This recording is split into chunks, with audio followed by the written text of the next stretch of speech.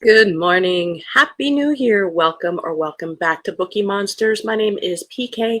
It is Wednesday, January the 1st, 2025. Just blows your mind, doesn't it? Hope you had a good New Year's Eve. We did the sprinting until midnight Eastern time. I thought that was pretty fun. I read for a little bit after that and then went to bed. And then, of course, every hour, my time, it was 10 o'clock when we ended, and at midnight, oh my gosh, and at 11, because everybody celebrates every hour. We had fireworks like it was 4th of July, only probably worse. It was just crazy. But we are in a new year. Good morning, Cajun. Happy New Year. Good morning, everyone. Still woke up at 5, but was able to go back to sleep until 7. Nice. I woke up at 6 and walked to Keo, but I'm going to go back to bed after this. Steve's cold is getting me. So I woke up at 6 because I had a gusher, and I don't want to get sick. No fun. But we do have some books to look at today. Quick announcements. I don't have any sprints tonight. I don't know if anybody is on Wednesday or any time during the day. I forgot. I haven't looked. So if anybody does know, just let us know in the comments. Otherwise, you're free. Free from to explore YouTube. That's probably what I'm going to do today. I'm going to read. I'm going to nap. I'm going to watch some YouTube. Surprisingly, the fireworks didn't last too long. Oh, I don't know why it became such a huge thing these days. It used to be just, oh, one or two, and then it's just a huge 4th of July explosion. Oh, thank you very much. Lots of OJ and rest. Indeed. Emily, good morning. I've been up since 5. Everybody's getting up at 5. Currently working on decluttering my closet. You're such a good person. I admire you. Good morning, Mary. Happy New Year. Woke up late, so it was nice you weren't on. Usually, yeah, I decided we could sleep in for a little bit. I know, I forgot about that, and I let her know that I'd be popping in after. I was just wanting a couple extra hours of sleep, but not too late because after I walk Keo, I usually go back to bed. So, Kay says, "Morning, Happy New Year." All right, so let's take a look at a romance. The pickings are better than last week, but they are still a little bit sparse until next week. So I had to dig deep into Amazon. So as these get on, they get a little bit more raunchy. Heads up. But this is a new one by Linda Lale Miller. I did check. Where the Creek Bends, I think, is a standalone. Madison Betancourt has tried to assemble all the pieces of a perfect life, but nothing quite fits quite the way it should. She's moved back home to Montana to care for her grandmother, who is slipping further and further away, and she's called off her wedding and worries her dreams of a family are fading with it. As Madison rattles around her family home, childhood memories come flooding back. Bliss Morgan transformed 8-year-old Madison with her loyalty, and for a while the two girls were as close as can be. But Madison never understood why Bliss suddenly vanished, leaving only a friendship bracelet and a message etched into a matchbook. Before she can begin again, Madison must uncover what happened to Bliss, and Liam McKettrick, a widowed dad trying to repair his relationship with his 2 children, becomes her unlikely ally. He too understands the pang of regret. Yet there are mysteries that Madison hesitates to explore with anyone, and strange energies in Betancourt Hall that blur the lines between past and present.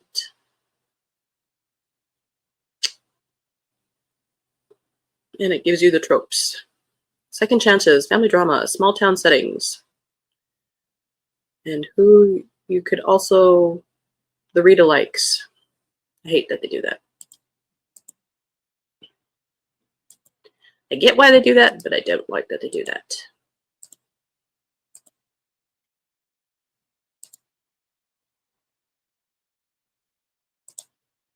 Training the Heart by Paisley Hope. A Silver Pines novel. Silver Pines Ranch series. Cowboy romance, grumpy, sunshine, blah. Wade Ashby Ashby doesn't let anyone in. With the death of his father and his failed marriage, plus the weight of the family business on his shoulders, Wade has plenty to deal with. He thrives on being the one constant and steady thing in his family's life and on their ranch, Silver Pines.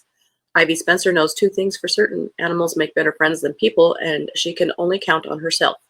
After a turbulent childhood and a string of bad luck since, Ivy is excited to start fresh at Silver Pines Ranch and live out her dream of training a racehorse en route to the Kentucky Derby. Wade needs help on the ranch, but with two entirely different views on how to train his star horse, it makes absolutely no sense why he allows her to stay on.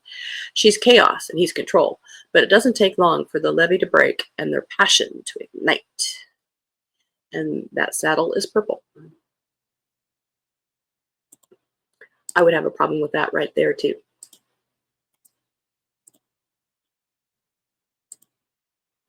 And it's probably the wrong kind of saddle for a racehorse. I don't know that, but I would assume so.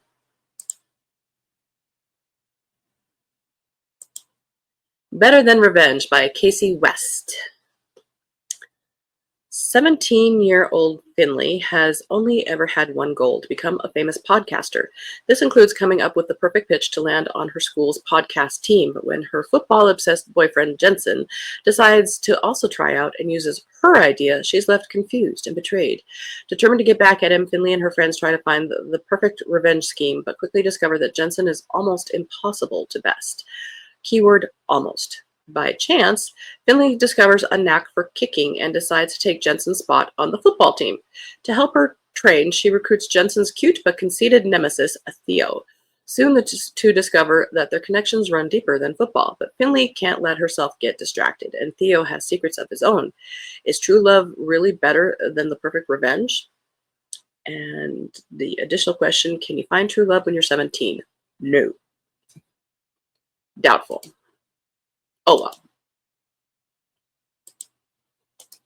Maisie Yates has a new one. I did check. This is a new one. Happy After All.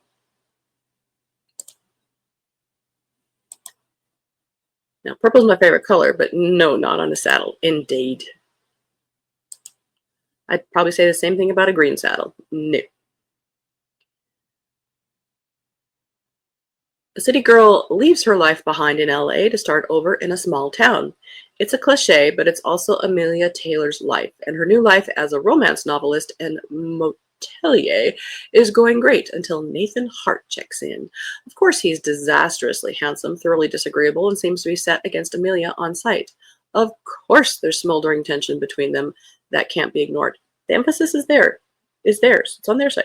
They'd make the perfect enemies to lovers story. It's one of Amelia's favorite tropes. But the man in room 32 seems genuinely broken, and it's going to take more than romance tropes and wishful thinking to get past his wounds. As a tentative friendship grows into a deeper connection, Amelia and Nathan both realize that facing each other's painful secrets takes courage. Do they dare take the risk and hope it ends happily after all? I like the title. I like green, but I don't think I like the background. End of row 1.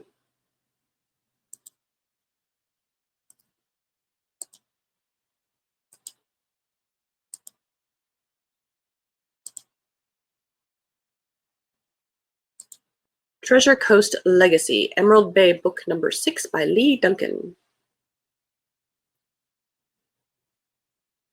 For nearly a year, Belle and her cousins have poured their hearts and souls and every spare dime into restoring the Dane Crown Inn to its former glory. As they stripped peeling paint from walls and repaired the damaged floors, the women uncovered not just the charm of the inn, but also the deep, unbreakable bond they shared as teenagers when they spent every summer keeping the inn's suites spotless and enjoying the gorgeous beach as a tight-knit family. Now it's time to fulfill Aunt Margaret's final wish and host one last Dane family reunion at the inn that once again lives up to its reputation as the gem of Florida's Treasure Coast. Finally, preparations are complete for a weekend filled with family traditions. There will be horseshoes and croquet matches, fun treasure hunts, and a talent show, a sing-along, and even a wedding, all in celebration of the love and history their family has shared with the inn. But as assorted aunts and uncles and cousins once removed descend on the tiny beachside community of Emerald Bay, the Dane family's legacy hangs in the balance. At the conclusion of the reunion, Margaret intends to plant a for sale sign in the yard. Before she does, one important question remains. If the Dane Crown Inn is the linchpin that holds their family together, how much are Belle, Kim, Diane, and the rest willing to sacrifice in order to keep it? I'd bet they keep it. All right, now we're getting into the shirtless dudes.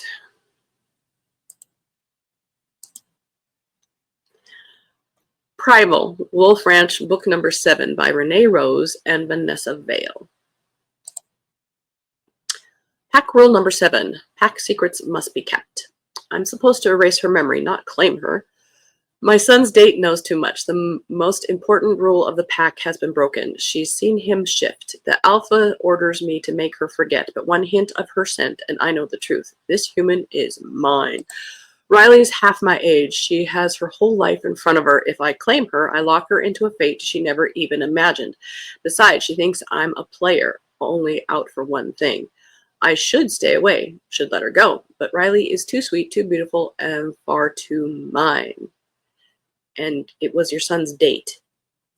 Now she's caught between our two worlds. One side thinks we should steer clear of each other. The other wants a forever bond. Either way, she'll suffer the consequences. She doesn't understand the bond between us, but I can protect her without it. When danger comes for her, she has to trust me to keep her safe. The wolf who was born to be hers. Not my cuppa, but it is somebody's cuppa.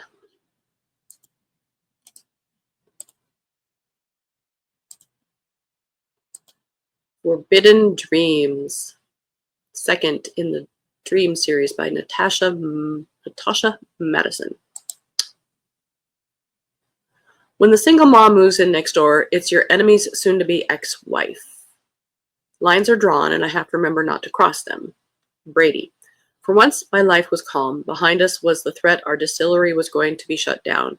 Now we could focus on growing our brand exactly the way I dreamed of doing it when I took over. Nothing was going to stop me until she moved in next door. My enemy's wife with her 7-year-old son. I don't need this right now, but everything inside me pulled me toward her, even offering her a job. Little did I know, again, I was starting a war. However, I'm ready for it this time. Harmony. It was no secret my husband had a wandering eye. Leaving him shouldn't have been a shock to anyone. For Winston, it was more about failing at something that got under his skin. Besides, he had to make his parents happy, which means he's going to make my life unhappy.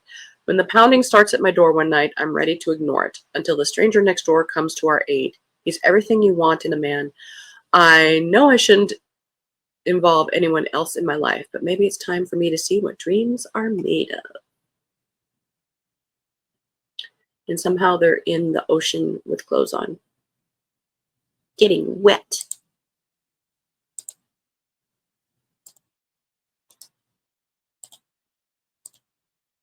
Oh, this guy lost his shirt too.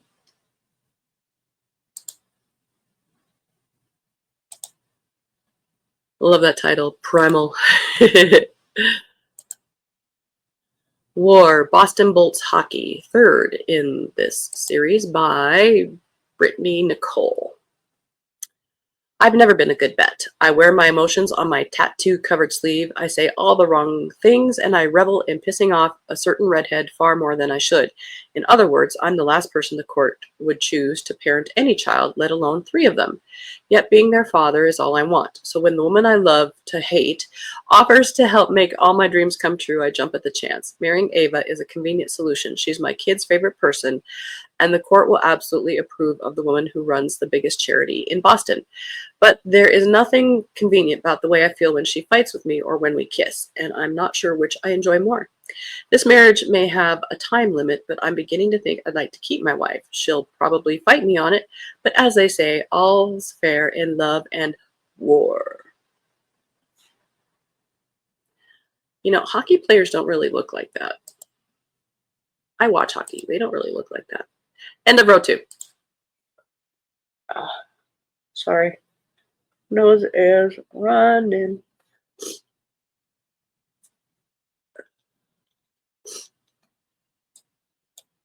Darn, Steve's cold.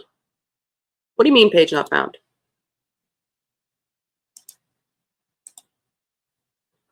Well,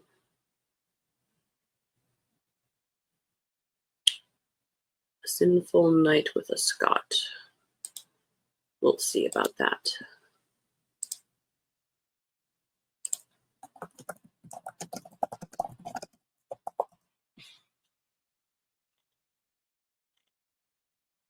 Nope. They took it off the market. Interesting.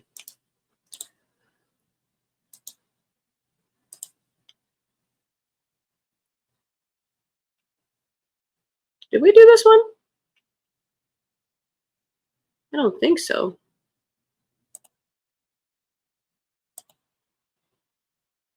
Okay, Rosanna's. Oh. Oh. Oh, poor Rosanna. Shoot. And she's a trooper. She's doing the show. Oh.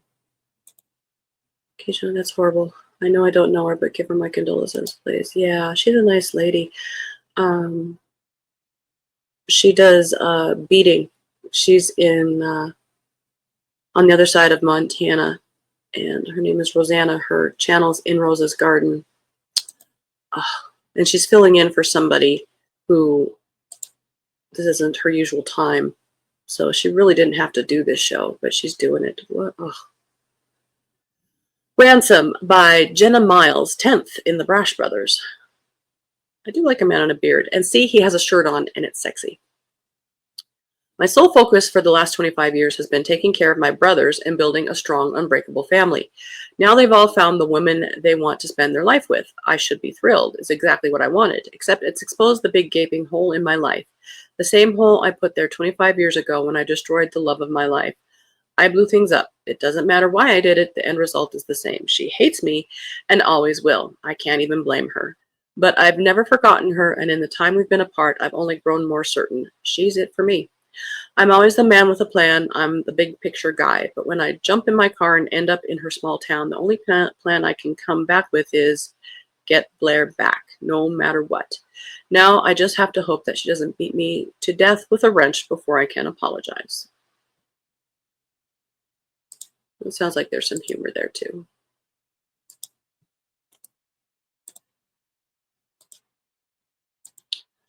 The One by Marnie Mann, 5th in the Spade Hotel series. You notice the sentences are getting shorter and shorter? They call me insensitive. They call me uncaring. I'm a raging alpha hole 99% of the time, but no one really knows Rhett Cole at all. Memories are my currency. Regret is my drink of choice. I'm not the guy who didn't care. I'm the guy who only cared about her. Lainey Taylor. My reason, my why, my one. The woman I've been in love with since my freshman year of high school. Okay, that's scary. Love so strong that I had her name inked on my body when I was 18. She was my fairy tale, my happily ever after, until I ruined everything, until she looked me in the face and told me she never wanted to see me again. That's the day my life lost all meaning. 15 years, well, dude, you need a life. 15 years later, she's back, and my dead heart begins to beat again. Every story has a villain. I've held that title for too long. When the story is revealed, will I win back the one? Okay, no, that's really too creepy. That's not love. That's obsession. And I don't mean like the I'm obsessed that the younger generation says. Never Bargain with the Boss by Lauren Landish, 5th in the Never Say Never series. Grumpy single dad? Me. Sassy nanny with a past? Her. And a too smart for her own good preteen? That will be my beloved daughter. Why does your preteen daughter need a name? Okay, being a single dad isn't easy. Neither is running a billion-dollar company. Parenting is definitely harder, but I've been doing just fine. At least that's what I keep telling myself. And then another nanny quits. I'm not asking for much, just someone to help manage our carefully planned schedule, put up with my surliness, and not run away from the challenge my 12-year-old daughter presents. Sounds easy enough, right? Apparently not. Until Riley Stefano shows up. She's nothing like my other nannies. Pink hair, wrists full of oversized bracelets, and a personality as loud as her wardrobe. Not exactly the picture of order and professionalism I prefer. She's chaotic and carefree while I'm cursing the sun for daring to rise each day. But Grace loves her, and as much as I hate to admit it, Riley's good at what she does. She fits into our little family better than I would have thought possible. It should be perfect. There's just one problem. Riley. She has a way of breaking down walls I've spent years building, bringing up a past I'd rather leave buried, and making me feel things I have no right to. But with her right down the hall, it's impossible to stay away. And the more time we spend together, the harder it gets to remember why I swore I'd never risk my heart again. Says it can be read as a standalone. It is a full-length romance with a happily ever after. End of that row. One more to go. Oh, I have a sneeze. Undeniably Married by Jay Salmon, and maybe Julia Salmon is the real name there. Okay, weird. Fourth in the Boston's Irresistible Billionaires. The last thing I expected when I ran out on my wedding was to wake up in Vegas married to Mason Reyes, the cocky, gorgeous, and much younger NFL quarterback for the Boston Rebels. I've always been a smart, responsible doctor, the good girl, and yet here I am with a drunken photo of our nuptials leaked and spreading like wildfire. Considering my ex is his former teammate, it's as bad as it gets. Mason says the only way to save face and avoid further scandal is to move in with him and stay married for 3 months. After that, he promises we can talk annulments. Reluctantly, I agree. It's only 3 months, and I've put us in a strict no-sex zone. For a while, the plan seems to work. The press moves on. My ex starts to get the picture that it's over, and we're on our way toward the finish line of this marriage being done. I even managed to ignore the way my body reacts when he calls me my wife. That is until two things happen that completely derail everything. One, our no-sex zone flies out the window in a tangle of hot, sweaty limbs and filthy, whispered words. And two, the stick shines with one bold word. Pregnant.